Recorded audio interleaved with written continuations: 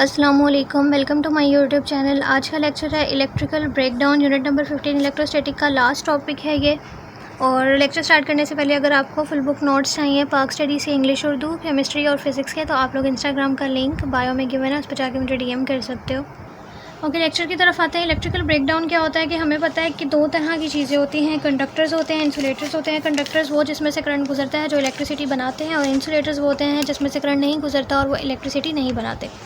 अब electrical breakdown क्या होता है कि अचानक से इंसुलेटर्स कौन कौन से होते हैं, आपको पता है। इंसुलेटर्स जो होते हैं वो जैसे हो गया रबड़, हो गया एयर भी एक इंसुलेटर है, एयर, प्लास्टिक, ये सारी चीज़ें जो हैं वो इंसुलेटर हैं।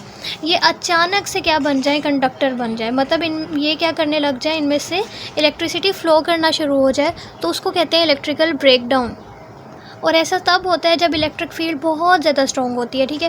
तो क्या हो गया कि electric breakdown happen when normally non conductor materials like rubber, air और plastic suddenly start electricity because the electric field becomes very strong, ठीक है। तो इस वजह से इलेक्ट्रिक फील्ड के स्ट्रॉन्ग होने की वजह से जब इंसुलेटर्स अचानक से कंडक्टर बनने लग जाएँ तो उसको कहते हैं इलेक्ट्रिकल ब्रेकडाउन।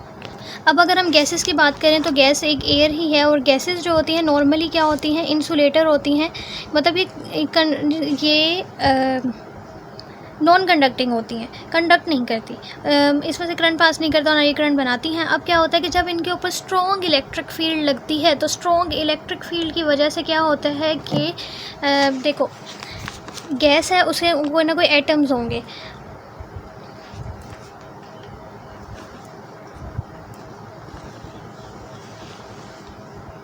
गैस का एटम है, उसके अंदर क्या होंगे, इलेक्ट्रॉन्स होंगे। तो अब होता क्या है कि इतनी ज़्यादा इलेक्ट्रिक फील्ड लगी, इलेक्ट्रिक फील्ड मतलब फोर्स इतनी ज़्यादा थी कि उसने इसके अंदर से इलेक्ट्रॉन को बाहर खींच लिया। जब इसके अंदर से इलेक्ट्रॉन चला गया तो इसके ऊपर इसने दे दिया ना, इसके ऊपर क्या चार्ज आ गया, प्लस चार्ज आ गया। तो अब ये क्या बन गई है, ये अब कंडक्टर बन गई है, क्योंकि इसके पास इसने गैस के अंदर ही इलेक्ट्रॉन था। देखो होता पता क्या है, जैसे अगर मैं बात करूँ ना, ऐसे एटम्स होते हैं, इसमें एटम्स ना ऐसे पूरे थे, कोई चांस नहीं है इसके पास कि फ्री इलेक्ट्रॉन और ये इलेक्ट्रॉन इसका बाहर चले जाए। इनके दरमियान बॉन्डिंग बहुत ज़्यादा तेज़ होती है। लेकिन ऐसा हुआ कि इतनी ज़्यादा स्ट्रॉन्ग इलेक्ट्रिक फील्ड है, इतनी ज़्यादा फोर्स तेज़ है कि उसने इस इलेक्ट्रॉन को खींच के बाहर निकाल दिया। अब ये जो इलेक्ट्रॉन निकला, इसके ऊपर नेगेटिव चार्ज है, और ये इसके ऊपर से चला गया, इसके ऊपर क्या आ गया, प्लस। तो जब भी प्लस चार्ज हो और माइनस चार्ज हो, तो जिन पे भी चार्जेस होते हैं वही कंडक्टर होते हैं। तो अब ये क्या बन जाते हैं, कंडक्टर बन जाते हैं। अब ये फ्री इलेक्ट्रॉन फिर आगे किसी और एटम के साथ तेज़ी से टकराएगा, उसका इलेक्ट्रॉन खाली कर देगा। ये फिर ये जो इलेक्ट्रॉन है ये आगे किसी एटम से टकराएगा और इलेक्ट्रॉन, तो कितने ज़्यादा फ्री इलेक्ट्रॉन्स होते जा रहे हैं, कितनी ज़्यादा प्लस चार्जेस बनते जा, जिससे निकलते जाएंगे उस पर प्लस चार्जेस बनते जाएंगे, और ये फ्री इलेक्ट्रॉन्स और ज़्यादा होते जाएंगे। तो इस तरह से आयनाइजेशन बोलते हैं इसको, आइंस बन जाना। ये प्लस चार्ज है, माइनस, तो आयनाइजेशन ज़्यादा होती जाएगी और करंट ज़्यादा फ्लो करेगा। जितने ज़्यादा चार्जेस होते हैं उतना करंट फ्लो करता है, उतने ज़्यादा कंडक्टर्स बनते जाएंगे। और ऐसा अक्सर एयर में कब हो रहा होता है, जब थंडर बिजली कड़क रही होती है, तो उसकी वजह से इलेक्ट्रिक फील्ड बन रही होती है। और अक्सर ऐसा हो जाता है कि एयर आनाइज हो जाती है, बहुत ज़्यादा इलेक्ट्रिक फील्ड स्ट्रॉन्ग हो। तो अब इसको पढ़ लेते हैं साथ साथ। ब्रेकडाउन इन गैसेस कैसे होता है। Gases usually do not conduct electricity. Strong electric field जो होती है वही इलेक्ट्रॉन को खींच लेती है गैस के एटम से और क्रिएट कर लेती है फ्री इलेक्ट्रॉन और पॉजिटिव आइंस, क्योंकि उधर से निकल गया तो उसके पॉजिटिव आ गया, और जो इलेक्ट्रॉन निकला वो फ्री इलेक्ट्रॉन है। The gas become conductor, it lead to avalanche effect. Avalanche effect कैसे होता है कि यही फ्री इलेक्ट्रॉन्स जो होते हैं दूसरे एटम्स के साथ जाके हिट करेंगे और उसको आयनाइजेशन और फ्री इलेक्ट्रॉन निकालते रहेंगे उसमें से, और वो उसके ऊपर और पॉजिटिव चार्ज बढ़ता जाएगा। एग्जांपल्स देख लेते हैं। कोरोना डिस्चार्ज क्या होता है कि अगर हम नॉर्मली घर की तारें देखते हैं तो उसमें इतना ज़्यादा वोल्टेज नहीं होता, तो जहाँ वोल्टेज होता है वहीं इलेक्ट्रिक फील्ड बनती है। बेसिकली अगर हम घर की तारें देखें तो उसके पास इतना ज़्यादा वोल्टेज नहीं लेकर जा रही होती वो, तो इसकी इर्द गिर्द इलेक्ट्रिक फील्ड भी ज़्यादा नहीं बनती, तो घरों में तो ये सेफ़ होता है। कुछ वायर्स ऐसी होती हैं जिसमें बहुत ज़्यादा, जैसे घर पावर लाइंस के पास जो वायर्स होती हैं या घरों के बाहर जो ट्रांसफार्मर्स के पास, वो बहुत ज़्यादा वोल्टेज को लेकर जा रही होती हैं, तो ये इनके गिर्द जो होंगी फिर इलेक्ट्रिक फील्ड भी बहुत ज़्यादा होती है। अब ये जो इलेक्ट्रिक फील्ड है ना, ये एयर से इलेक्ट्रॉन्स वही खींच के फ्री इलेक्ट्रॉन्स होंगे, आयनाइजेशन होगी। ये जो फ्री इलेक्ट्रॉन्स है फिर जो एयर के साथ जाकर टकराएंगे तो एनर्जी रिलीज़ होती है, जिसकी वजह से आगे से फेंट ब्लू कलर की आपको लाइट दिखाई देती है। बेसिकली अक्सर ऐसा होता है कि जैसे यहाँ पे भी आप लोगों को अक्सर ट्रांसफार्मर के इर्द गिर्द ऐसे स्पार्क्स होते हुए नज़र आ रहे होते हैं, या ब्लू लाइट से थोड़ी सी नज़र आ रही होती है, वो सारा कोरोना डिस्चार्ज होता है। तो इसलिए होता है कि जब आपके पास थंडरस्टॉर्म्स में बेसिकली ये ज़्यादा हो रहा था। उसके अलावा भी जब कोई ऐसी तारें हैं जिसमें वोल्टेज बहुत ज़्यादा होता है तो इनके इर्द गिर्द इलेक्ट्रिक फील्ड भी ज़्यादा बन रही होती है, तो अपने इर्द गिर्द की एयर से वो क्या कर लेता है, इलेक्ट्रॉन को निकाल लेता है। वो इलेक्ट्रॉन आगे से और एटम्स के साथ टकराते रहते हैं, आयनाइजेशन होती रहती है, एनर्जी रिलीज़ होती है, जिसकी वजह से ये कलर बन रहा होता है। तो इतना ज़्यादा उसमें जाने की ज़रूरत नहीं है, बस आपने जो लिखा है वो याद करना है कि फेंट ब्लू ग्लो ये एक लाइट ये कलर है, ये हमें नज़र आता है अराउंड हाई वोल्टेज वायर से गिर्द। It happen when air around become, ये तब होता है जब उसके इर्द गिर्द की जो एयर है वो कंडक्टर हुई हो, और ये कॉमनली होता है थंडरस्टॉर्म्स और नियर पावर स्टेशंस के आपको नज़र आ रहे होंगे। उसके अलावा ये अब आप देखो तो आपको ऐसा लग रहा है जैसे ट्री है।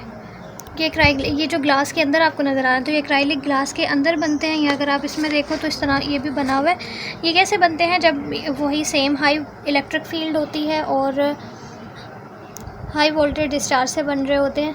ये बेसिकली आपको करंट का पाथ दिखा रहे हैं। अब जब होते कैसे हैं इसको देखते हैं कि जब हाई वोल्टेज मटेरियल्स, जैसे हाई वोल्टेज मटेरियल्स कौन से होंगे, एक्राइलिक हो गया या ग्लास हो गया, ये हाई वोल्टेज मटेरियल है। इनसे जब डिस्चार्ज होता है तो करंट जो फ़्लो करता है ये उसका पाथ दिखा रहा है कि यहाँ से करंट जो है फ़्लो करता हुआ गया है। ओके, इजी वे में समझते हैं। थोड़ा सा हाई लेवल समझा दिया मैंने। अब क्या होता है कि ये एक्राइलिक मटेरियल है। ये एक्राइलिक मटेरियल कौन सा मटेरियल है, जैसे हम इंसुलेटर्स हैं, ठीक है, जैसे ग्लास या एक्राइलिक, ये क्या होता है, इंसुलेटर होता है। अब अगर क्या हो, इलेक्ट्रिक फील्ड बहुत ज़्यादा स्ट्रॉन्ग हो, इलेक्ट्रिक फील्ड इतनी ज़्यादा स्ट्रॉन्ग है तो उसकी वजह से क्या होगा, इस पर इलेक्ट्रिक फील्ड पड़ेगी, बहुत ज़्यादा स्ट्रॉन्ग पड़ रही है इसके ऊपर, तो क्या होगा, ये कंडक्टर्स बन जाएंगे, इसके अंदर से क्या करेगा, करंट पास करेगा। अब वो करंट का ये रास्ता है कि कहाँ कहाँ से गुजर रहा है, और ये फिर परमानेंट ही ऐसे मार्क रह जाते हैं कि यहाँ से करंट गुजरा था।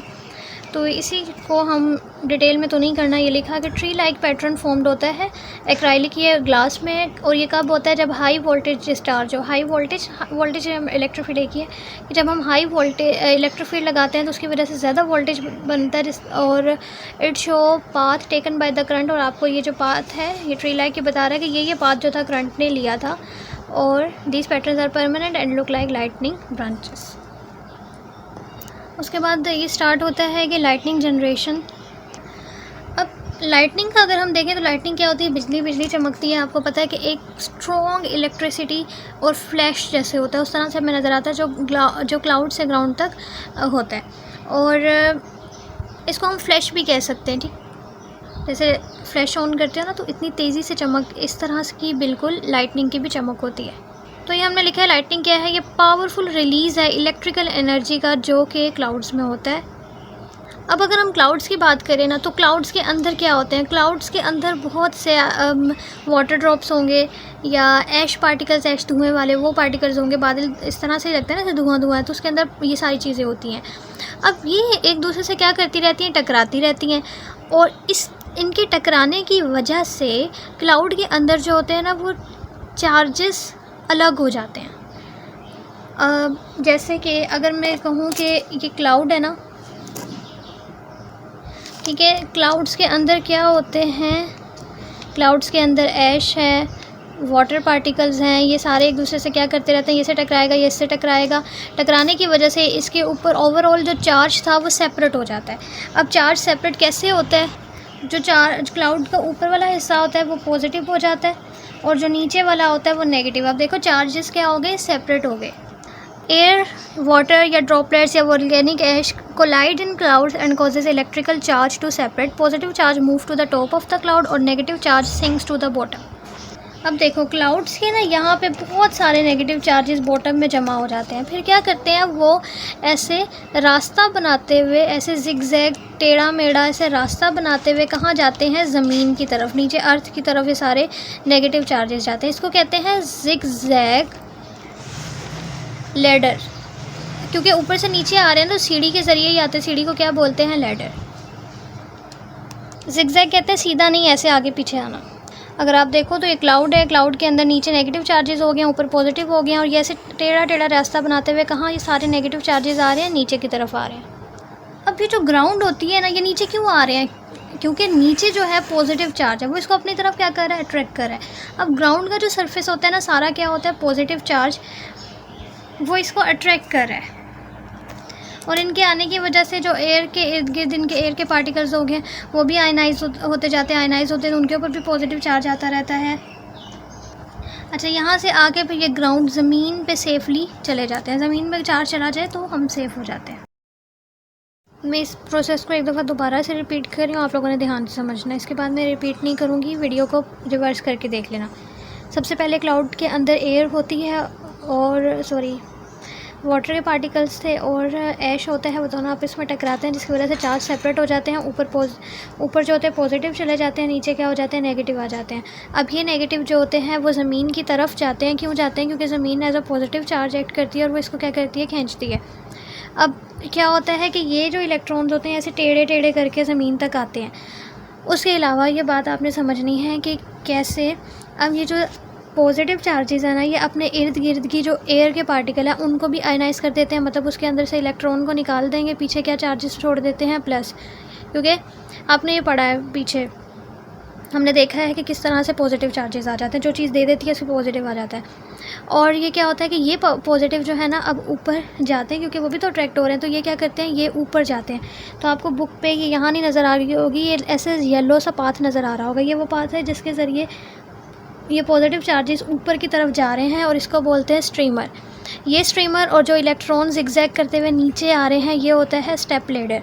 ये दोनों मिलकर एक ऐसा रास्ता बना देते हैं जिसकी वजह से इलेक्ट्रॉन्स तेज़ी से नीचे आते हैं, क्योंकि उनको ये रास्ता मिल जाता है। अब ये उसी रास्ते से आ रहे होते हैं जिससे ये येलो लाइन बनी हुई है, जो स्ट्रीमर है, जिसकी वजह से पॉजिटिव ऊपर जा रहे हैं, उनको रास्ता मिल जाता है, उसकी वजह से तेज़ी से नीचे आ रहे हैं और नीचे आके ये ग्राउंड में जाते हैं।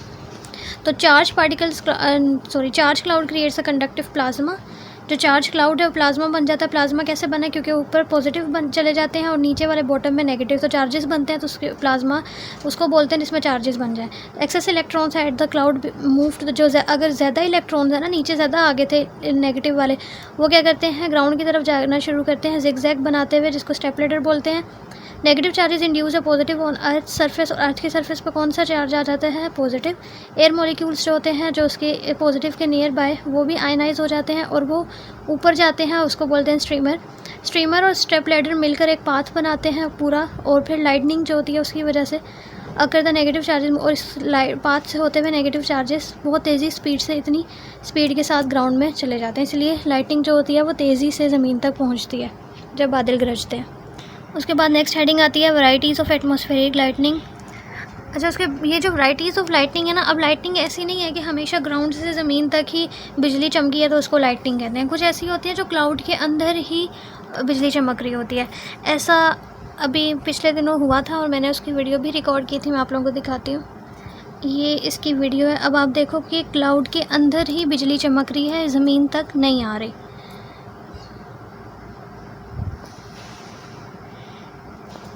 तो lighting do not always strike the ground, ज़रूरी नहीं है कि ग्राउंड को ही स्ट्राइक करे जो बिजली है। Most lighting happen with in a cloud, जिसको बोलते हैं इंट्रा क्लाउड लाइटिंग। और कभी कभी ऐसा होता है कि वो हमें विजिबल भी नहीं हो रही होती, लेकिन कभी कभार हमें विजिबल हो रही होती, जैसे मैंने अभी आपको दिखाई।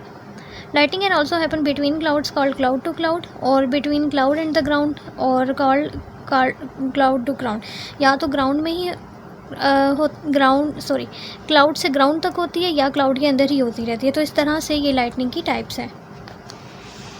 Okay, some rare types of lightning जो है वो अगर हाई इन एटमॉस्फेयर।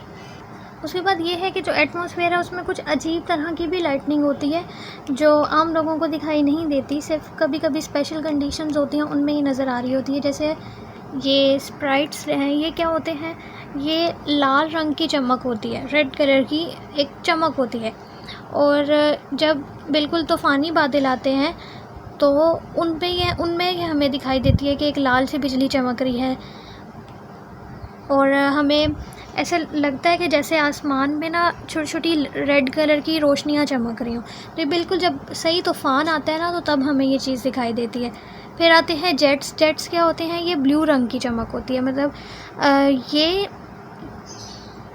अब देखो लाइटनिंग नॉर्मल क्या होती है कि आसमान से ज़मीन की तरफ लाइटनिंग आती है ना, लेकिन ये जो जेट्स होती है ना, ये उसका उल्टा है, ये क्लाउड की तरफ जाती है, मतलब ज़मीन से क्लाउड की तरफ जा रही होती है। अब ये जो मैं आपको बता रही हूँ ना, ये मैं थोड़ी सी एक्स्ट्रा इन्फॉर्मेशन दे रही हूँ ताकि आपको इनके बारे में पता हो। ट्रॉल, पिक्सेस, घोस्ट, ये भी रेयर टाइप्स हैं सारी, और इनकी शेप्स, इनके रंग डिफरेंट होते हैं, और हमेशा हमें क्लियर नहीं, ये हमें सारी क्लियर तो नहीं नज़र आ रही होती, लेकिन और इनके बारे में अभी भी रिसर्चेस जो हैं वो हो रही हैं।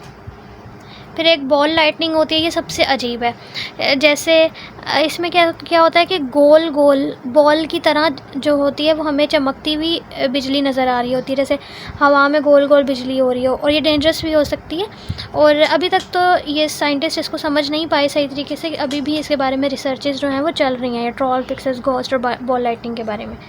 अब थोड़ा सा इसके बारे में लिखा हुआ है कि ये नेक्स्ट स्टार्ट हो गया कि जो क्लाउड्स होते हैं उनमें पॉजिटिव ऊपर चला जाता है, नेगेटिव अलग हो जाता है। जब चार्जेस होते हैं तो उनमें क्या बनता है, करंट बनता है।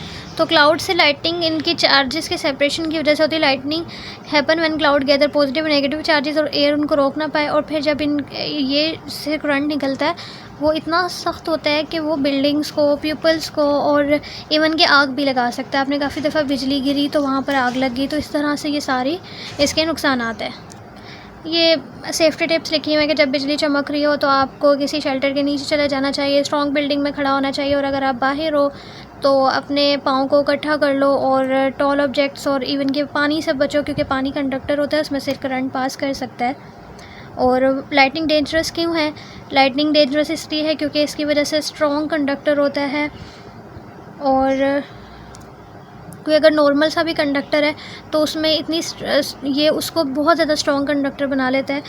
और लाइटनिंग रॉड्स के बारे में, अगर हम लाइटनिंग रॉड्स ये होते हैं कि अगर कुछ बिल्डिंग्स होती हैं जिनमें मेटल की रॉड टॉप पे लगा दी जाती है और वो कनेक्ट कर ली जाती है ग्राउंड के साथ, ग्राउंडिंग जैसे अभी हमने ऊपर देखा, तो उससे ये होता है कि लाइटनिंग अगर आती है तो वो सेफ़ली कहाँ चली जाती है, ऐसे मेटल की रॉड लगा दी जाती है, तो अगर आ रही है तो वो सारी की सारी सेफ़ली हम किधर भेज देते हैं, ऐसे ग्राउंड में ज़मीन में चली जाती है। ठीक है, बेसिकली लाइटनिंग में चार्जेस होते हैं, वो चार्जेस ग्राउंड में चले जाते हैं। तो I hope you understand this lecture. Thank you so much for watching. अल्लाह हाफिज़।